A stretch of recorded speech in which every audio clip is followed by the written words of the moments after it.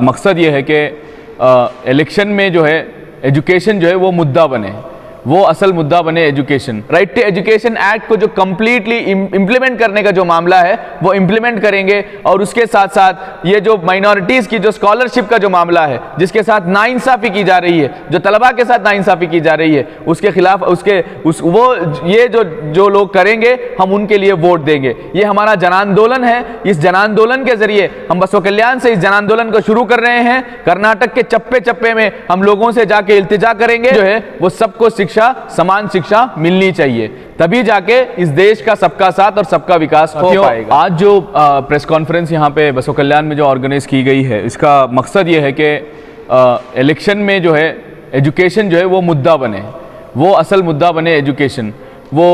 इस press conference में हमारे बीच जो है प्रोफेसर निरंजन आराध्या हैं जो तालीमी मैदान में सालों से काम कर रहे हैं। इसके साथ साथ हमारे साथ रमेश साहब हैं जो दलित संघर्ष समिति के नुमाइंदे हैं हमारे बीच। इसके साथ साथ रमेश डाकुल्ली साहब के साथ साथ संपत कट्टी साहब हैं जो बाल कार्मिक जो उनका विरोधी आंदोलन है उसके राज्य प्रचारक हैं। इसके साथ साथ हमारे साथ आंगनवाड़ी कार्यकर्ता के नुमाइंदे, और उसके बाद हमारे साथ जो है जीत विमुक्ति कर्नाटका के साथी जो है हमारे साथ जुड़े हुए हैं। तो प्राइमरी स्कूल एसोसिएशन के भी लोग हमारे साथ इस प्रेस कॉन्फ्रेंस में जुड़े हुए हैं। तो इस प्रेस कॉन्फ्रेंस का मकसद ये है कि एजुकेशन जो है वो चुनावी मुद्दा बने, और तालीम को लेकर जो बात होनी चाहिए, जो पॉलिटिकल पार्टीज़ को बात होनी चाहिए, वो अपने मैनिफेस्टो में जो है तालीम के मुद्दे को जो है प्रायोरिटीली उसमें ऐड करते जाएँ।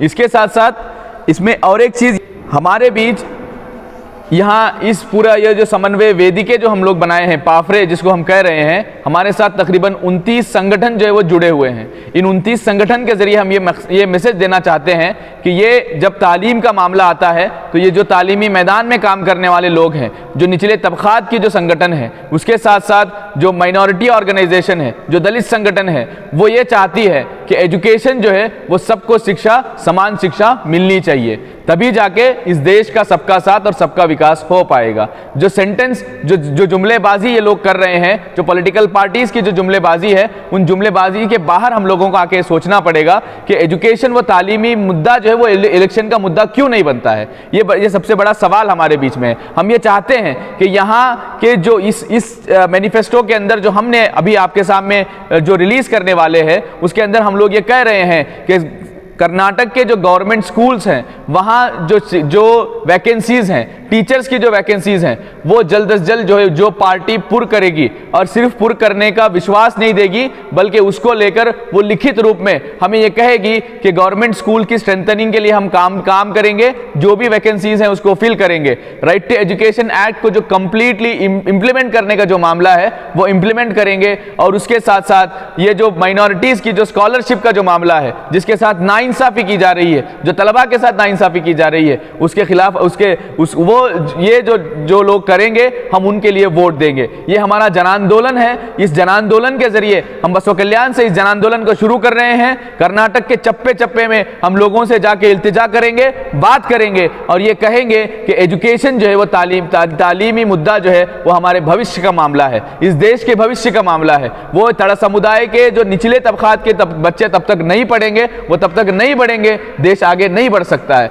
देश अगर आगे बढ़ना है तो इन बच्चों को पढ़ना पड़ेगा। इनकी तालीम के साथ ये सारे संगठन जुड़े हुए हैं। हम सारे लोगों को ये इल्तिजा करते हैं कि जब आपके पास जनप्रतिनिधि आए, वोट मांगने के लिए एमएलए के कैंडिडेट्स आए, और आप उनसे कहिए कि हमारे एरिया का सरकारी स्कूल में ये मसला है, आप इसको कब बेहतर करेंगे। जो बेहतर करेगा हम उसको वोट देंगे। हमारे एरिया के जो आप कर्नाटका की यूनिवर्सिटियों का मामला ले लीजिए, स्टेट यूनिवर्सिटियों को इन्होंने पूरा कचरा बना के रख दिया है। 3 साल हो जाते हैं, रिजल्ट नहीं आते हैं। पूरे एक यूनिवर्सिटी गुलबर्गा यूनिवर्सिटी का रिजल्ट नहीं आता है, और वहां मैसूर यूनिवर्सिटी के एडमिशंस क्लोज हो जाते हैं। ये सारा मामला है। हमारे बच्चे कैसे पढ़ेंगे? जो गरीब तबका है वो कैसे पढ़ेगा? वो ये सारा जो एनईपी के जरिए बाहर की फॉरेन यूनिवर्सिटीज को इंडिया में लाने की जो बात करते हैं, फॉरेन यूनिवर्सिटीज को इंडिया में लाके किसको तालीम देंगे आप? जो पैसे वाला तबका है उसको आप तालीम देंगे, जो गरीब तबका है वो कहां जाके पढ़ेगा? आपने तो कहीं का नहीं छोड़ा इन स्टेट यूनिवर्सिटीज को। यहाँ करप्शन का क्या मामला है? वहाँ का वहाँ का एडमिनिस्ट्रेशन का क्या इश्यूज है, क्वालिटी ऑफ एजुकेशन की तो बात ही नहीं करनी चाहिए। इसके साथ साथ जो मसला, जो नए नए कोर्सेस हैं वो वहाँ नहीं आते हैं, पुराने सिस्टम के कोर्सेस वहाँ चलाते हैं और वहाँ पढ़ के जो बच्चा बाहर निकलता है उसको एम्प्लॉयमेंट का मसला है, आप एम्प्लॉयमेंट भी उसको नहीं देते हैं। तो ये पूरा तालीमी जो सिस्टम है इसको खोखला किया जा रहा है और इसको कॉर्पोरेट के सेक्टर को देने की कोशिश जो की जा रही है, हम इसके खिलाफ खड़े होते हैं।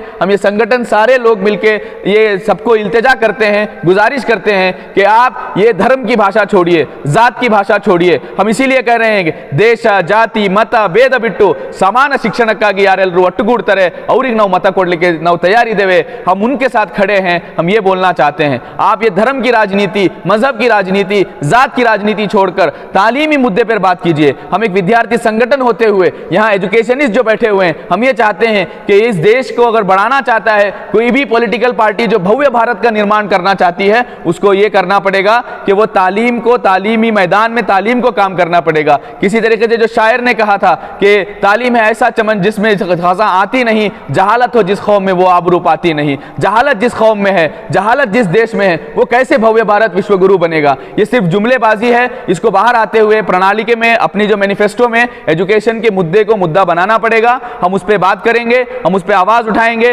और ये इल्तिजा करेंगे कि ये जो लोग हमारे साथ खड़े हैं एजुकेशन के लिए, जो लोग काम करेंगे, हम उनको वोट देंगे। धन्यवाद।